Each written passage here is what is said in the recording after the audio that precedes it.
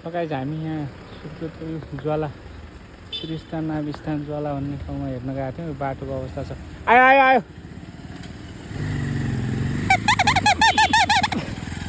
आउनु न।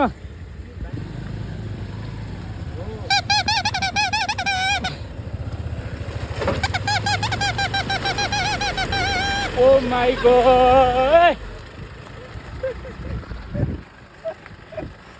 ल गाडी ड्राइभरलाई धेरै धेरै धन्यवाद है, एकदम अनुभवी ड्राइभर हुनुहुन्छ।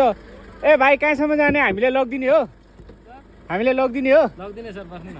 ए ल ल धन्यवाद। गाडीवाला एकदम ऊ रहेछन् कि असल मान्छे रहेछन्, एकदम मनकारी मान्छे रहेछन् होइन। हामी यसो यात्रा गरौँमा थियो, यसो बाटो बिग्रिएको थियो, त्यही भएको कारणले गर्दा बड्डा पनि लो लो बुढा ल आऊ आऊ, तिमीलाई पनि यसो यता हो यता पछाडि जानु यता आउनु यता पछाडि चढ्ने भन्नु लाग्यो।